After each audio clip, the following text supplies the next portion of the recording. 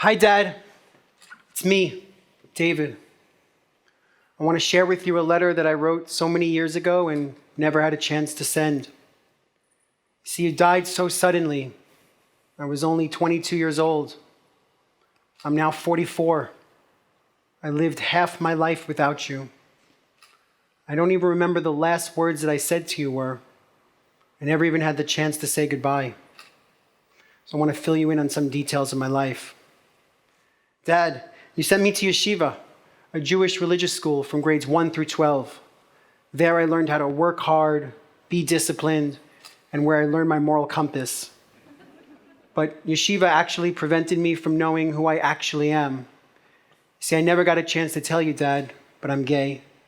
And I knew that all the way back in Yeshiva.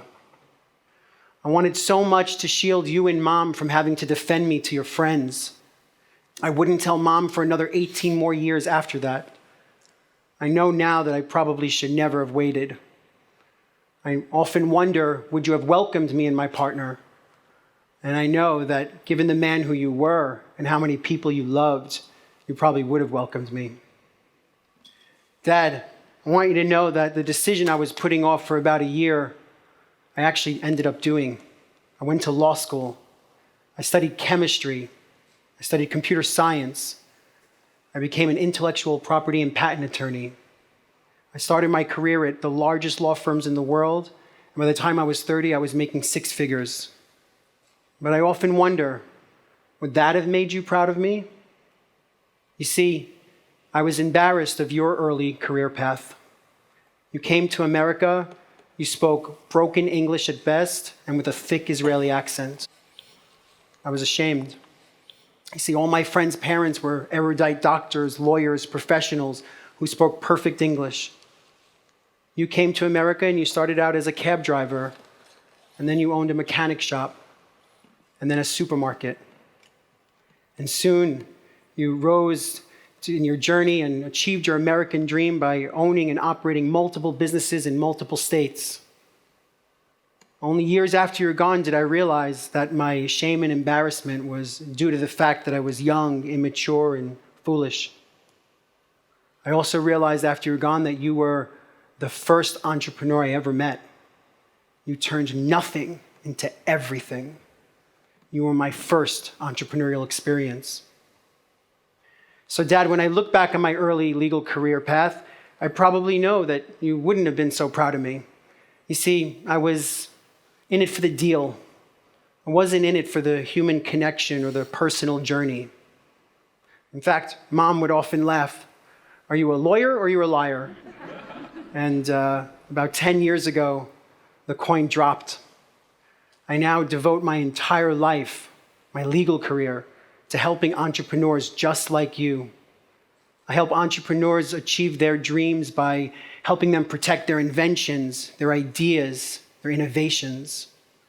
I am the fuel to ignite their future passions. I am living my entrepreneurial moment, and I do it all because of you.